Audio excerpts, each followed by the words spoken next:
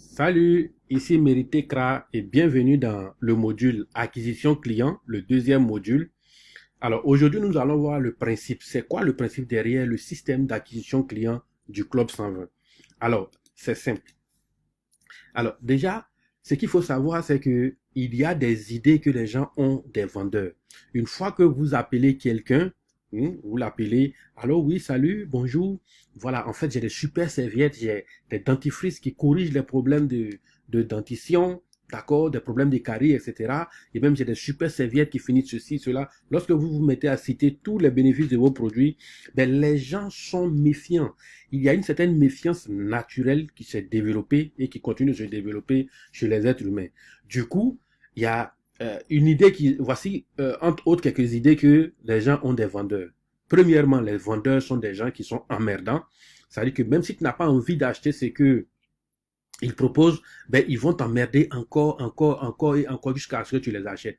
Autre chose, les vendeurs sont des escrocs, d'accord? Voilà, ce qu'ils vendent n'est pas forcément de qualité, mais il va tout faire, il va user plein de stratagèmes pour te faire acheter des choses de vraiment de piètre qualité. Autre chose encore, les vendeurs, ils vont vous faire acheter des choses inutiles. Oui, certaines fois, quoique le produit est un produit de valeur, c'est un produit de qualité, d'accord, mais si ce n'est pas la bonne cible, d'accord, si je ne suis pas la bonne cible, vous allez me faire acheter quelque chose qui va rester dans mon garage ou bien dans mon tiroir que je ne vais jamais acheter. Du coup, j'ai dépensé inutilement. Donc voici une autre raison pour laquelle les gens fuient les vendeurs.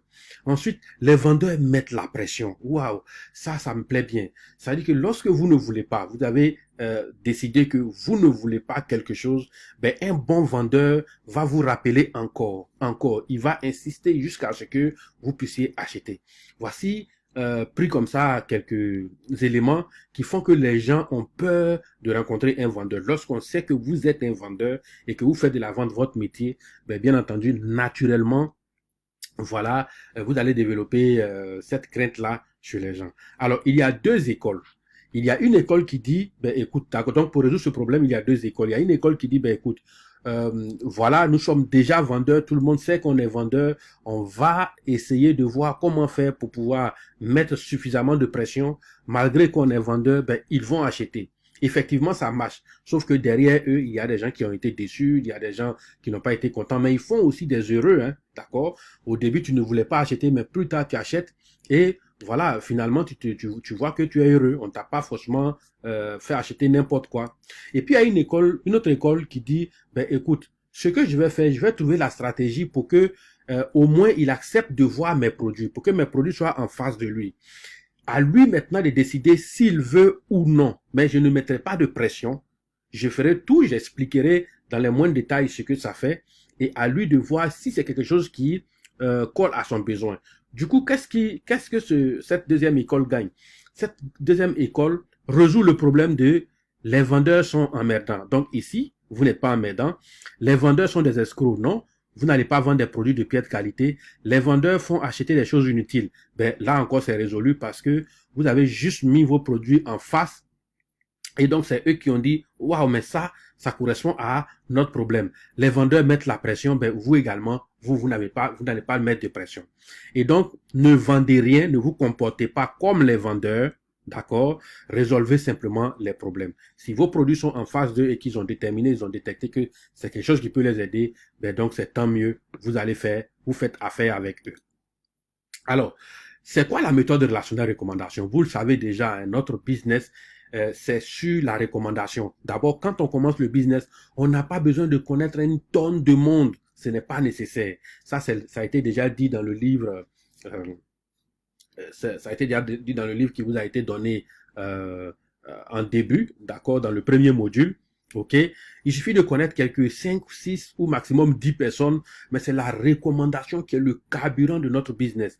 Alors, comment ça se passe? Imaginez que vous connaissez Ali, Awa, Luc, Guy et Léo. Ben, si vous n'effrayez pas Ali, Awa, Luc, Guy et Léo, des personnes que vous connaissez directement, et que ces personnes gardent leur confiance en vous et qu'ils ont été satisfaits de vous, ils vous aiment, ils sont contents de ce que vous montrez, ben, ils peuvent être également, eux aussi connaissent 5 personnes. Donc, on suppose que chacun connaît minimum 5 personnes. Regardez, au deuxième niveau, vous avez déjà 25 personnes. Si ça continue dans la même logique, au troisième niveau, vous avez 125 personnes. Et si ça continue dans la même logique, au quatrième niveau, vous avez jusqu'à 625 personnes. Si on fait la somme de tout ça, c'est énorme. D'accord? Donc, ce serait vraiment dommage d'adopter une attitude de vendeur pour mettre la pression à Ali, Awa, Luc, Guy et Léo. Et puis, perdre tous ceux qui sont derrière. Donc, à la limite, on va s'adresser aux gens qu'on connaît, d'accord, mais de façon à ce qu'ils puissent garder l'image qu'il faut de nous pour qu'ils puissent nous accepter que nous puissions rencontrer des personnes là que elles connaissent, que nous ne connaissons pas. Et qu'encore on se comporte encore de la même manière avec ceux-là pour que également ils puissent accepter qu'on connaisse, on rencontre ces personnes-là que eux ils connaissent, que nous n'allons jamais connaître sans passer par là. Voilà un peu le principe de la méthode de relationnelle recommandation, pardon. Alors donc la première phase consiste à quoi? Ben, vous allez appeler le niveau 1. On va appeler le niveau 1, d'accord? On va demander de l'aide pour s'exercer. Et effectivement, c'est la vérité. Donc, vérité, ingéniosité, empathie. On va demander de l'aide pour aller s'exercer en situation réelle. Parce qu'on a besoin de quoi? On a besoin d'être souriant, clair et professionnel quand on fait une présentation. Quand on fait une présentation de business, quoi que ce soit, il faut être détendu, il faut être clair dans tes propos, bien structuré et il faut être professionnel. Ensuite, si on est stressé et qu'on n'est pas relax, ce n'est pas du tout intéressant. Donc, une bonne présentation doit être sans stress et être vraiment relax. D'accord? Et donc, finalement, on va vendre à ceux qui en manifestent le désir. C'est eux qui ont manifesté le désir. Donc, bien entendu, c'est logique qu'on puisse leur vendre si ils en veulent. Donc, un bon orateur est relax et bien structuré dans ses idées. C'est ce qu'on va chercher à faire. Donc, c'est la vérité. Les personnes qui vous reçoivent, ce sont des personnes qui vous font un grand cadeau, d'accord? Parce que c'est sur le terrain que vous pouvez effectivement travailler tout ça.